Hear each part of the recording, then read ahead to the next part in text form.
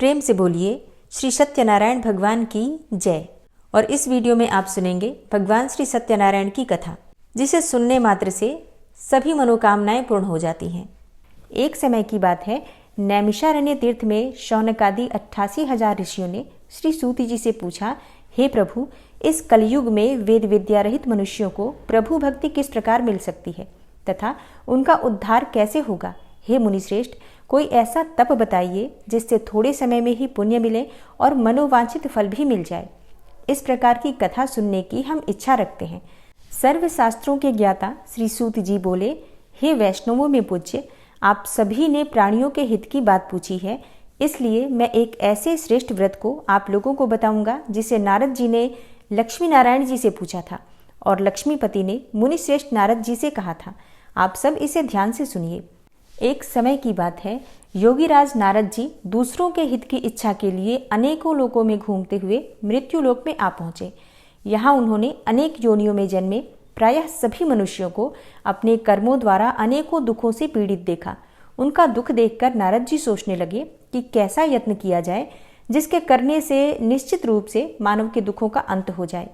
इसी विचार पर मनन करते हुए वह विष्णु लोक में गए और वहां पर वह देवों के ईश नारायण की स्तुति करने लगे, जिनके हाथों में शंख, चक्र, गदा और पद्म थे और गले में वरमाला पहने हुए थे। स्तुति करते हुए नारद जी बोले, हे भगवान, आप अत्यंत शक्ति से संपन्न हैं। मन तथा वाणी भी आपको नहीं पा सकती है। निर्गुण स्वरूप, सृष्टि के कारण भक्तों के दुख को दूर करने वाले हैं। आपको मेरा नमस्कार है। नारद जी की स्तुति सुनकर भगवान विष्णु बोले, हे मुनिश्रेष्ठ, आपके मन में क्या बात है? आप किस काम के लिए पधारे हैं, उसे निसंकोच होकर कहो। इस पर नारद मुनि बोले कि हे प्रभु, मृत्युलोक में अनेक योनियों में जन्मे मनुष्य अपने कर्मों के द्वारा अनेकों दुखों से दुखी हो रहे हैं।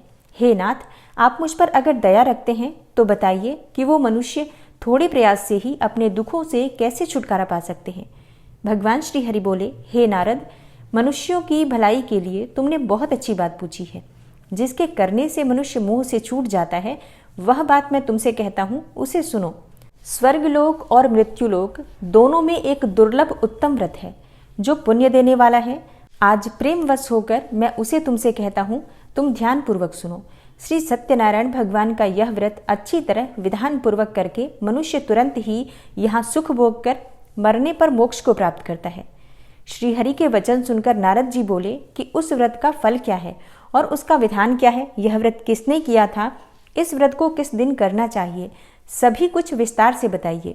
नारद की बात सुनकर श्री हरि बोले, दुख और शोक को दूर करने वाला, यह सभी स्थानों पर विजय दिलाने वाला है। मानव को भक्ति और श्रद्धा के साथ शाम को श्री सत्यनारायण की पूजा धर्मपरायण होकर ब्राह्मणों और बंधुओं के साथ करनी चाहिए। भक्ति भाव से ही नैवेद्य, केले का फल, घी, दूध और गेहूं का आटा सवाया लें। गेहूं के स्थान पर साठी का आटा, शक्कर तथा गुड़ लेकर और सभी भक्षण योग्य पदार्थों को मिलाकर भगवान का भोग लगाएं। ब्राह्मणों सहित बंधु बांधवों को भी भोजन कराएं। इसके बाद स्वयं भोजन करें। भजन कीर्तन के साथ भगवान की भक्ति में लीन हो जाएं। इस तरह से सत्यनारायण भगवान का यह व्रत करने पर मनुष्य की सारी इच्छाएं निश्चित रूप से पूरी होती हैं। इस कलिकाल में अर्थात कलयुग में मृत्युलोक में मोक्ष का यही एक सरल उपाय बताया गया है। भगवान श्री हरि विष्णु ने कहा, यह सत्यनारायण व्रत सभी प्रकार के दुखों जैसे शारीरिक दुख, मानसिक दुख, शोक आदि का समन करने वाला है और धन धान्य की वृद्धि करता है, सौभाग्य अखंड करता है और संतान प्राप्ति के लिए किया जाता है। कलयुग में यह सबसे छोटा सा उपाय है। इस प्रकार श्री सत्यनारायण भगवान की कथा का प्रथम अध्याय समाप्त हुआ। प्रेम से बोलिए श्री सत्यनारायण भगवान की जय। सत्यनारायण व्रत का दूसरा अध्याय। श्री सूत जी बोले, हे द्विजों, अब मैं पुनः पूर्व काल में जिसने इस सत्यनारायण व्रत को किया था उसे भली भांति विस्तार पूर्वक कहूंगा। आप सब ध्यान पूर्वक सुनिए। एक समय की बात है, रमणीय काशी नगरी में कोई अत्यंत निर्धन ब्राह्मण रहता था। भूख और प्यास से व्याकुल होकर वह प्रतिदिन पृथ्वी पर भटकता रहता था। ब्राह्मणों से प्रेम करने वाले भगवान ने उस दुखी ब्राह्मण को देखकर वृद्ध ब्राह्मण का रूप धारण करके उस द्विज से आदर पूर्वक पूछा, हे विप्र, प्रतिदिन अत्यंत दुखी होकर तुम किस लिए पृथ्वी पर भ्रमण करते रहते हो? हे द्विज श्रेष्ठ, यह सब बतलाओ, मैं सुनना चाहता हूँ। ब्राह्मण बोला, हे प्रभु, मैं अत्यंत दरिद्र ब्राह्मण हूँ और भिक्षा के लिए ही पृथ्वी पर घूमा करता हूँ। यदि मेरी इस दरिद्रता को दूर करने का आप कोई उपाय जानते हो तो कृपा पूर्वक बतलाइए। वृद्ध ब्राह्मण बोला, हे ब्राह्मण देव, सत्यनारायण भगवान विष्णु अभीष्ट फल को देने वाले हैं। हे विप्र, तुम उनका उत्तम व्रत करो, जिसे करने से मनुष्य सभी दुखों से मुक्त हो जाता है। व्रत के विधान को भी ब्राह्मण से यत्न पूर्वक कहकर वृद्ध ब्राह्मण रूपधारी भगवान विष्णु वहीं पर अंतर्ध्यान हो गए। वृद्ध ब्राह्मण ने जैसा कहा है उस व्रत को अच्छी प्रकार से वैसे ही करूंगा, यह सोचते हुए उस ब्राह्मण को रात में नींद भी नहीं आई। अगले दिन प्रातःकाल उठकर सत्यनारायण का व्रत करूंगा ऐसा संकल्प करके वह ब्राह्मण भिक्षा के लिए चल पड़ा। उस दिन ब्राह्मण को भिक्षा में बहुत सा धन प्राप्त हुआ। उसी धन से उसने बंधु बांधवों के साथ भगवान सत्यनारायण का व्रत किया। इस व्रत के प्रभाव से वह श्रेष्ठ ब्राह्मण सभी दुखों से मुक्त होकर समस्त संपत्तियों से संपन्न हो गया। उस दिन से लेकर प्रत्येक महीने उसने यह व्रत किया। इस प्रकार सत्यनारायण भगवान के इस व्रत को करके वह समस्त पापों से मुक्त हो गया और उसने दुर्लभ मोक्ष पद को प्राप्त किया। हे विप्र, पृथ्वी पर जब भी कोई मनुष्य श्री सत्यनारायण का व्रत करेगा उसी समय उसके समस्त दुख नष्ट हो जाएंगे। हे ब्राह्मणों, इस प्रकार भगवान नारायण ने महात्मा नारद जी से जो कुछ कहा वह मैंने सब आप लोगों से कह दिया। आगे अब और क्या कहूँ। तब ब्राह्मण बोले, हे मुने, इस पृथ्वी पर उस ब्राह्मण से सुने हुए इस व्रत को और किसने किया? हम वह सब सुनना चाहते हैं। उस व्रत पर हमारी श्रद्धा हो रही है। श्री सूत जी बोले, हे मुनियों, पृथ्वी पर जिसने यह व्रत किया उसे आप लोग सुने। एक बार वह द्विज श्रेष्ठ अपने धन संपत्ति के अनुसार बंधु बांधवों तथा परिवारजनों के साथ व्रत करने के लिए उद्यत हुआ। इसी बीच में एक लकड़हारा वहां आया और लकड़ी बाहर रखकर उस ब्राह्मण के घर गया। प्यास से व्याकुल वह लकड़हारा उस ब्राह्मण को व्रत करता हुआ देखकर प्रणाम करके उससे बोला, हे प्रभु, आप यह क्या कर रहे हैं? इसके करने से किस फल की प्राप्ति होती है, विस्तार पूर्वक मुझसे कहिए। विप्र ने कहा, यह सत्यनारायण का व्रत है जो सभी मनोरथों को प्रदान करने वाला है। उसी के प्रभाव से मुझे यह सब महान धन धान्य आदि प्राप्त हुआ है। जल पीकर तथा प्रसाद ग्रहण करके वह लकड़हारा नगर चला गया। सत्यनारायण देव के लिए मन से ऐसा सोचने लगा कि आज लकड़ी बेचने से जो भी धन प्राप्त होगा उसी धन से भगवान सत्यनारायण का श्रेष्ठ व्रत करूंगा। इस प्रकार मन में चिंतन करता हुआ लकड़ी को मस्तक पर रखकर वह उस सुंदर नगर में गया जहां धन संपन्न लोग रहते थे। उस दिन उसने लकड़ी का दुगना मूल्य प्राप्त किया। इसके बाद प्रसन्न हृदय होकर वह पके हुए केले का फल, शक्कर, घी, दूध और गेहूं का चूर्ण सवाया मात्रा में लेकर अपने घर आया। तत्पश्चात उसने अपने बंधु बांधवों को बुलाकर विधि विधान से भगवान श्री सत्यनारायण का व्रत किया और इस व्रत के प्रभाव से वह पुत्र और धन आदि से संपन्न हो गया और इस लोक में अनेकों सुखों का भोग करके अंत में सत्यपुर अर्थात वैकुंठ लोक चला गया। इस प्रकार भगवान सत्यनारायण की कथा का दूसरा अध्याय समाप्त हुआ। तो प्रेम से बोलिए श्री सत्यनारायण भगवान की जय। सत्यनारायण व्रत की कथा का तीसरा अध्याय। श्री सूत जी बोले, हे श्रेष्ठ मुनियों, अब मैं पुनः आगे की कथा कहूंगा, आप लोग ध्यान पूर्वक सुनिए। प्राचीन काल में उल्कामुख नाम का एक राजा रहता था। वह जितेंद्रिय, सत्यवादी तथा अत्यंत बुद्धिमान था। वह विद्वान राजा प्रतिदिन देवालय जाता और ब्राह्मणों को धन देकर संतुष्ट करता था। कमल के समान मुख वाली उसकी धर्मपत्नी शीला विनय एवं सौंदर्य आदि गुणों से संपन्न तथा पतिपरायणा थी। राजा एक दिन अपनी धर्मपत्नी के साथ भद्रशीला नदी के तट पर श्री सत्यनारायण का व्रत कर रहा था। उसी समय व्यापार के लिए अनेक प्रकार की पुष्कल धनराशि से संपन्न एक साधु नाम का बनिया वहां आया। भद्रशीला नदी के तट पर नाव को स्थापित करके और राजा के समीप गया और राजा को उस व्रत में दीक्षित देखकर विनयपूर्वक पूछने लगा। साधु ने कहा, हे राजन, आप भक्ति युक्त चित्त से यह क्या कर रहे हैं? कृपया यह सब मुझे भी बताइए, मैं इसे सुनना चाहता हूँ। राजा बोले, हे साधो, पुत्र आदि की प्राप्ति की कामना से अपने बंधु बांधवों के साथ मैं अतुल तेज संपन्न भगवान विष्णु का व्रत और पूजन कर रहा हूँ। राजा की बात सुनकर साधु ने आदरपूर्वक कहा, हे राजन, इस विषय में आप मुझे सब कुछ विस्तार से बतलाइए। आपके कथनानुसार मैं यह व्रत और पूजन अवश्य करूंगा। मुझे भी कोई संतान नहीं है, इससे अवश्य ही संतान प्राप्त होगी। ऐसा विचार कर वह व्यापार से निवृत्त होकर आनंद पूर्वक अपने घर आया।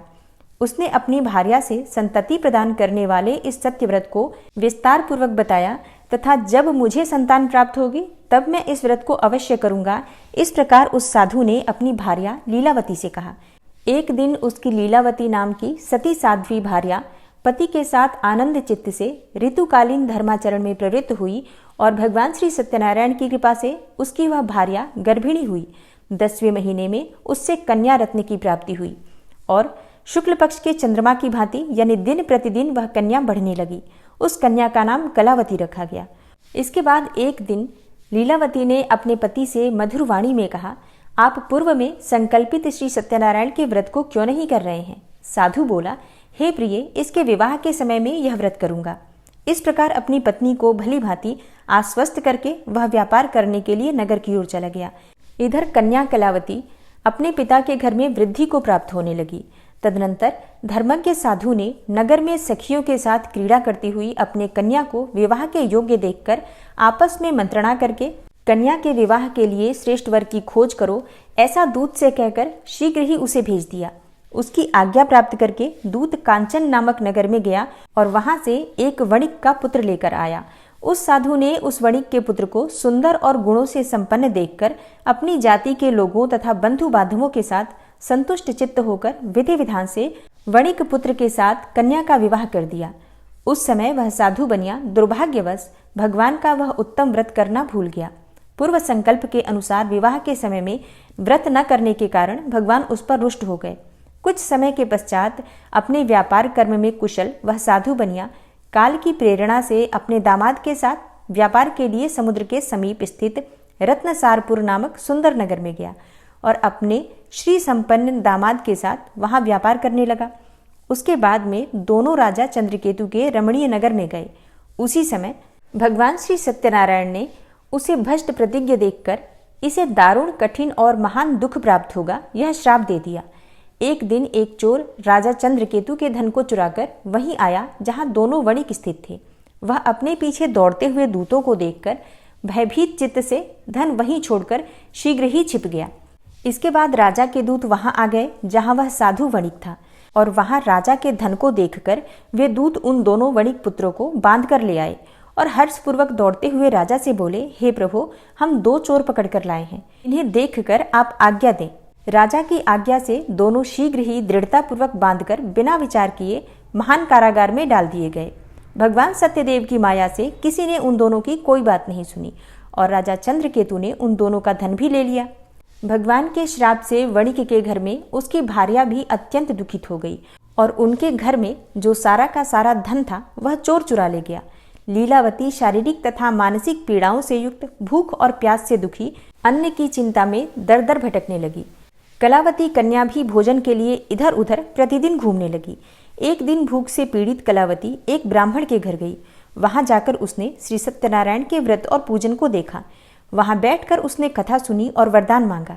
इसके बाद प्रसाद ग्रहण करके वह कुछ रात होने पर घर गई। माता ने कलावती कन्या से प्रेम पूर्वक पूछा, हे पुत्री, रात्रि में तू कहाँ रुक गई थी? तुम्हारे मन में क्या है? कलावती कन्या ने तुरंत माता से कहा, हे माँ, मैंने एक ब्राह्मण के घर में मनोरथ प्रदान करने वाला व्रत देखा है। कन्या की उस बात को सुनकर वह वणिक की भार्या व्रत को करने को उद्यत हुई और प्रसन्न मन से उस साध्वी ने बंधु बांधवों के साथ भगवान श्री सत्यनारायण का व्रत किया तथा इस प्रकार प्रार्थना की, हे भगवान, आप हमारे पति एवं जामाता के अपराध को क्षमा करें। वे दोनों अपने घर शीघ्र ही आ जाएं। इस व्रत से भगवान सत्यनारायण पुनः संतुष्ट हो गए तथा उन्होंने नृपश्रेष्ठ चंद्रकेतु को स्वप्न दिखाया और स्वप्न में कहा, हे नृपश्रेष्ठ, प्रातःकाल दोनों वणिकों को छोड़ दो और वह सारा धन भी दे दो जो तुमने उनसे इस समय ले लिया है, अन्यथा राज्य, धन एवं पुत्र सहित तुम्हारा सर्वनाश कर दूंगा। राजा से स्वप्न में ऐसा कहकर भगवान सत्यनारायण अंतर्ध्यान हो गए। इसके बाद प्रातःकाल राजा ने अपने सभासदों के साथ सभा में बैठकर अपना स्वप्न सुनाया और कहा, दोनों वणिक पुत्रों को शीघ्र ही मुक्त कर दो। राजा की ऐसी बात सुनकर वे राजपुरुष दोनों महाजनों को बंधन मुक्त करके राजा के सामने लाकर विनयपूर्वक बोले, हे महाराज, बेड़ी बंधन से मुक्त करके दोनों वणिक पुत्र लाए गए हैं। इसके बाद दोनों महाराज नृपश्रेष्ठ चंद्रकेतु को प्रणाम करके अपने पूर्व वृतांत का स्मरण करते हुए भय विह्वल हो गए और कुछ बोल न सके। राजा ने वणिक पुत्रों को देखकर आदरपूर्वक कहा, आप लोगों को प्रारब्धवश यह महान दुख प्राप्त हुआ है। इस समय अब कोई भय नहीं है। राजा ने वस्त्र अलंकार देकर उन दोनों वणिक पुत्रों को संतुष्ट किया तथा सामने बुलाकर वाणी द्वारा अत्यधिक आनंदित किया और पहले जो धन लिया था उसे दुगना करके दिया।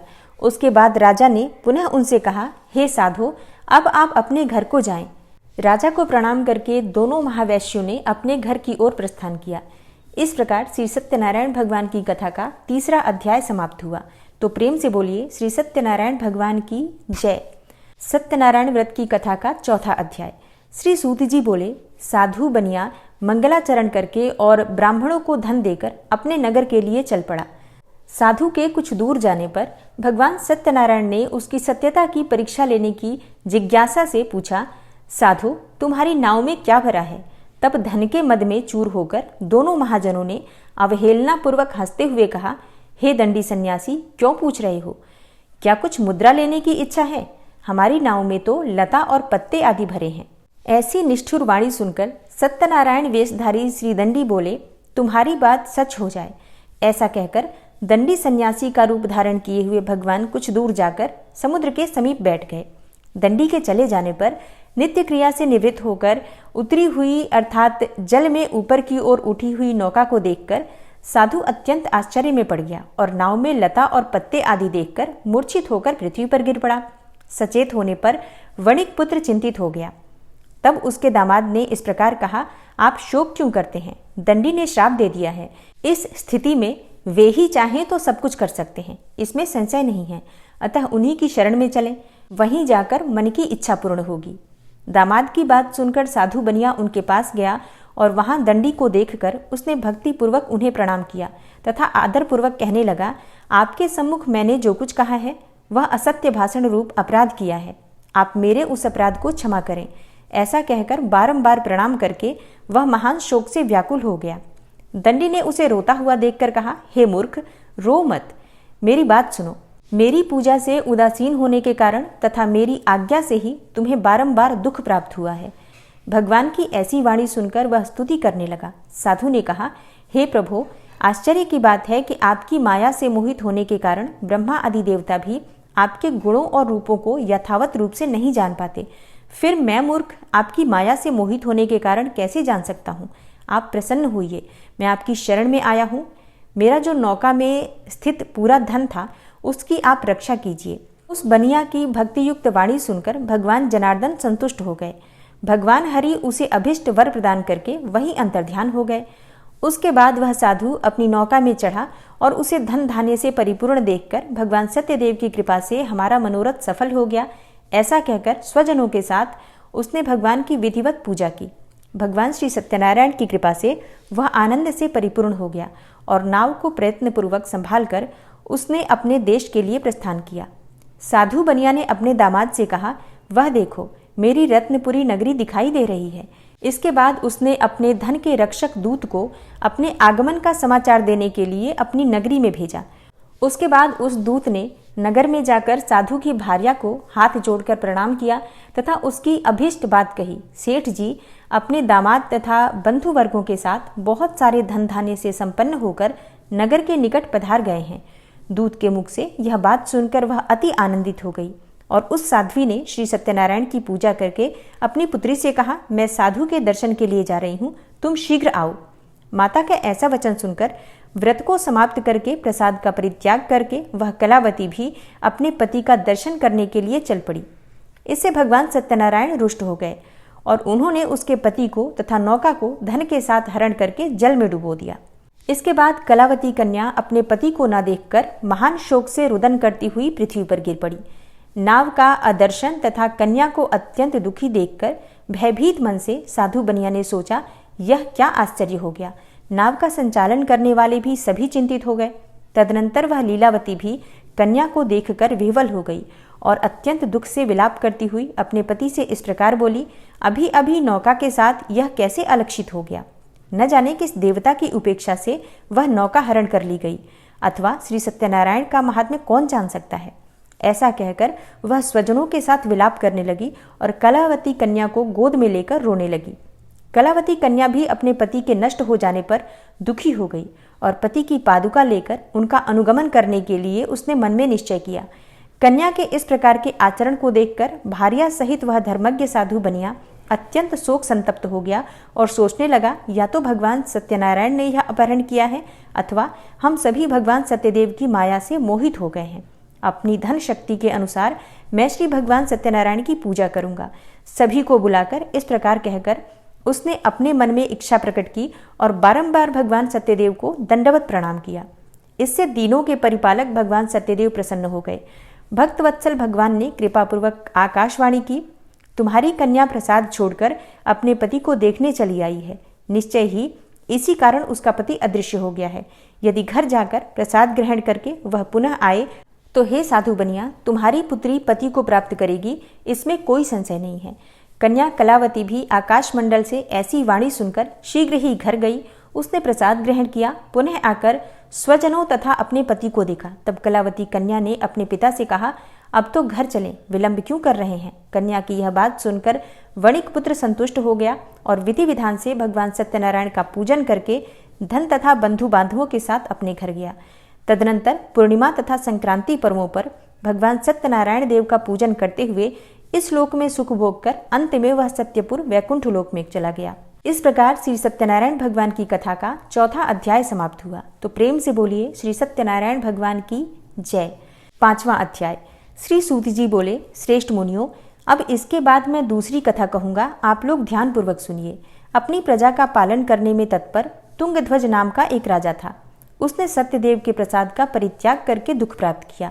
एक बार वह वन में पशुओं को मारकर वट वृक्ष के नीचे आया। वहां उसने देखा कि गोपगण बंधु बांधवों के साथ संतुष्ट होकर भक्तिपूर्वक भगवान सत्यदेव की पूजा कर रहे हैं।